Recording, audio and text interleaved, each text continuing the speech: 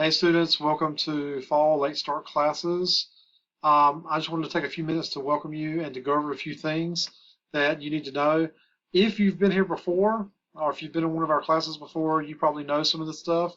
But this is just going to be a brief 15-minute video to go over a few things to make sure that we're all on the same page and that you know what the expectations are and know where to find information. So what I'm going to do is just, I've got two classes that are starting today, a business law class and a principles of management. I just picked arbitrarily business law because the information is going to be relevant for both classes. So just be sure to watch this. If you have any questions, you know where to reach me, shoot me an email, and I'm happy to help. So just getting started, when you log into your Moodle class, you're going to jump into the first page here and see kind of a welcome message. I say something in the welcome message. I've had this message for a couple years now, and it's important. It says, this takes effort on both our parts, and together we can get to the finish line, meaning that I have to put in effort in order to make this class work. You have to put in effort in order to make this class work. If you don't put in the effort, it's not going to go well. And the same, if I don't put in the effort, it's not going to go well. So it takes both of us to make this happen. So if you would, if you're having any kind of challenges, just let me know. I'm here to help. And I want you, like I said, to be successful. But anyway, after you get through the intro and welcome message, one of the first things you're going to come to is this enrollment verification quiz. And I can't stress how important it is that you complete this. Go ahead and do it on day one and get it out of the way. It's only a few questions. It confirms your enrollment in the class, and it will avoid problems of me having to drop you if you don't complete it. If for any reason you don't complete the enrollment verification quiz by the census dates, you will be dropped from the course. It's out of my control. It is part of the institutional rules. And so be sure that you do the enrollment verification quiz. I will send out reminders pretty often in the earliest phase of the class to make sure that you get it done. But don't make me have to keep, reminding you and call you. Go ahead and get it done. Go ahead and get that off your plate. That's incredibly important. The next thing I want to bring your attention to is the course syllabus. So if you click on that, it'll pop up as a PDF. And this is an important document. A lot of students kind of glaze over it or just go through quickly and don't really take it in. But I want you to legitimately take it in for just a few minutes. It'll give you the information that you need to be successful in the course. This is the contract we have with you and the institution and myself as the course lead to help you get through this. So you'll notice my contact information. That's just how to reach me. And then you're going to find some institutional learning outcomes, program learning outcomes, and then actual course learning outcomes. And these are things that we want to instill in you as you go through this course. I tell my students all the time that when I was a student, my goal was not necessarily to learn. It was to get through the course and get the degree and then go on and use it to enhance my career experience in order to get better paying jobs. That was my goal in the early days of my education. But then I actually had a revelation that I learned a lot in the process.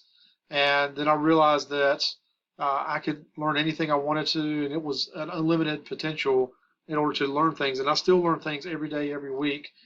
And so we want you to have that same type of mentality that, hey, if I can learn this, I can be anything, I can do anything. It's an ongoing life learning process. There is no required textbook purchase for the course. All the reading content is located inside the course. And we do that to save students money and increase access. We've used a number of different books and services in the past, and some of the challenges with that is that not every student was ready day one with the textbook or the materials they needed to be successful in the course. And even if it's like just one or two or three students that don't have what they need, it creates problems, And so, and on top of that, when you're dealing with a third party's technology, there's some reliability issues there where it's not always working like you want it to, create a lot of problems, and then you're having to try to manage those problems. So in order to simplify the process for you, the student, and for us as the instructors, we wanted to find an open education resource, something that's free, accessible, instant that you can go to from day one and utilize without having to pay for it. And I think it's worked out really well so far. All the classes I teach are using open ed resources now, so none of my students have to pay for any books they use. And I really believe this is going to be the model going forward. I believe more and more institutions are going to turn to open education resources. And so these resources, some of them are provided by OpenStax, which is a grant-funded initiative through Rice University. And I've got to just give them nothing but praise because they produce high-quality textbooks at zero cost to the end user. And so good stuff. Let's talk about assignments. The way you get graded in this course is through assignments. And we have a zero late assignment policy in the department and in this division. I don't know if it's division-wide, but I know it's department-wide. And part of that is that as business instructors, we have to have an expectation that you're going to conduct yourself as a business person. And when you're in business, they don't want excuses on late work. They want you to get what you promised to get done in a timely fashion, no excuses, get it done. And when you get to the working world, some of you may be working in career-based fields, but when you're in the working world, they don't really have a tolerance for being late to work or having late work turned in. It's, we need this, we need it done now, get it done. And so if you've not completed your assignment by the due date, please do not bother asking me or to ask me if you can complete it late. The answer will be no. Any assignments not completed will receive a grade of 0. I know this may seem harsh, but there is an accountability thing here, and it's not fair to students that turn their work in on time for me to offer an extension to other students. It's just not fair, it's not equitable, it's not right, and it actually compromises the integrity of the program. So just be clear on that. The grading policy, there's a 10-point grading scale. I'll say that in all the classes I teach, if you do not do well in the class, it's a direct result of your effort. And so if you put in the work, put in the effort, you will probably do well. If you don't put in the work or effort, you probably will not do well. There's a ton of resources available to help you thrive and succeed in the course. And so if you need something, let me know. But I've had students that will go the entire semester, they will attend class, they won't turn in work consistently, they fail the class, and then come back complaining after the semester's over that, this happened. And I would have at that point sent out alerts, emails, let them know, hey, please turn in your homework, turn your assignments.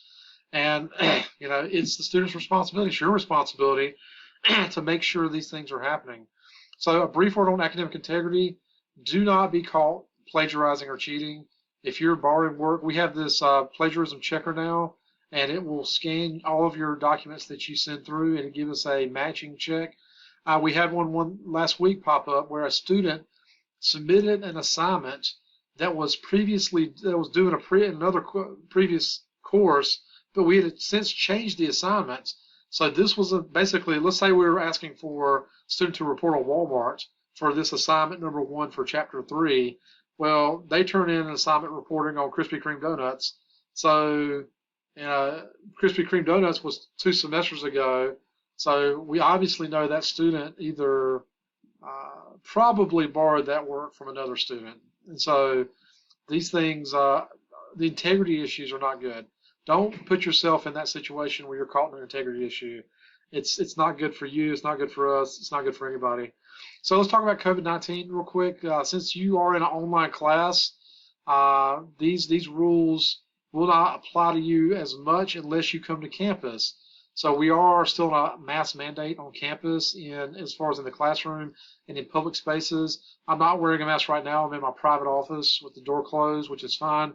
But yeah, if you're on campus in a classroom, walking in buildings, you need to have a mask on. It's just following the rules, making sure that you're doing what is being asked of you.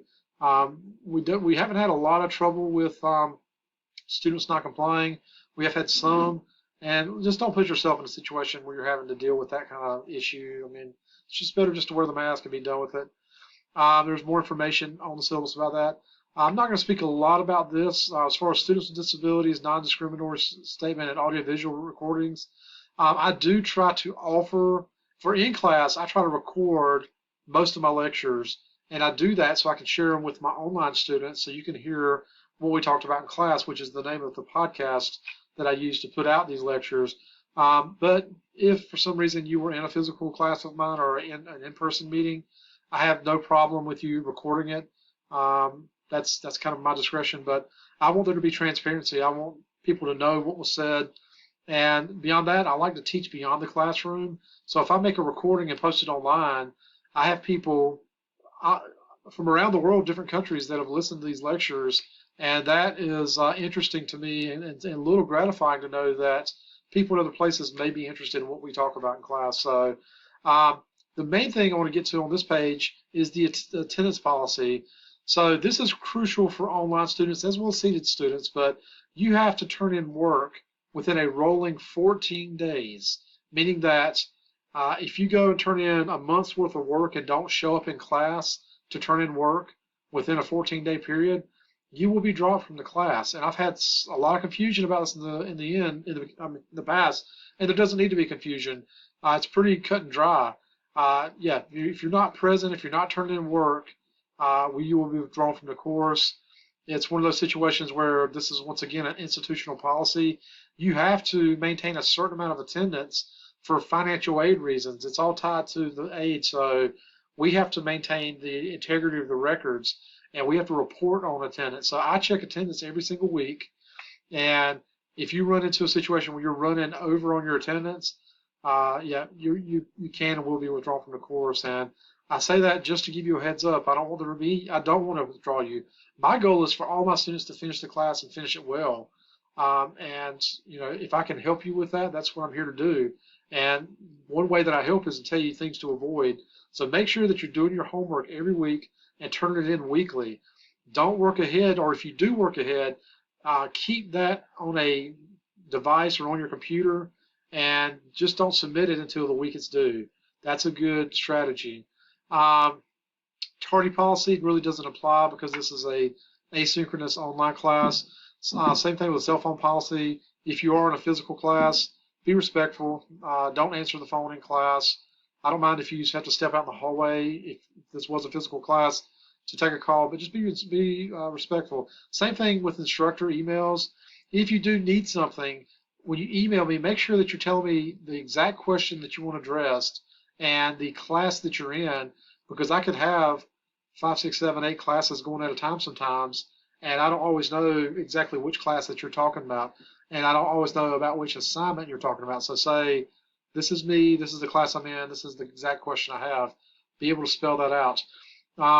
Disruptive behavior, not going to speak on that. Campus safety, there are some additional information on campus safety you should review. This is a big one. Please make it a habit to check your email regularly. That should be something that you're doing daily, because we do send out a lot of information via email. The last thing I'll talk about is working ahead.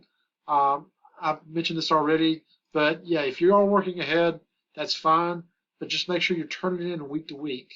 That way you'll always maintain your attendance the way you're supposed to, and there won't be any problems. So let me get out of this and show you one more thing before we step away. So we've talked about the quiz, we've talked about the syllabus.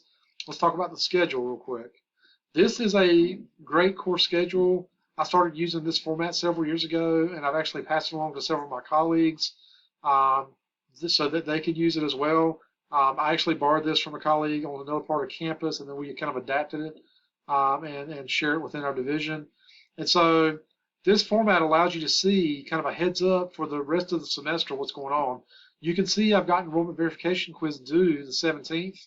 Go ahead and do it today or tomorrow. Go ahead and get it done. Don't delay, because if you put it on the back burner, it could slip your mind, and then I'll know I've allowed myself to not do it, and now I'm getting dropped from the course. You'll see Chapter 1 assignments are due the 24th, and this, like I said, this is for business law. You also want to look at this, my principles of management student, and make sure that you have your calendar in place. But this, you should print this out or hang it up or copy it down into some type of calendar so you can keep up with these assignments, making sure that you're turning them in when they're due. You can see we do have a fall break coming up the 15th through the 18th of October. We do have Veterans Day coming up November 11th, and then Thanksgiving the 24th through the 26th. If you have any questions at all, please reach out to me. I'm happy to help, and welcome to Fall Late Start.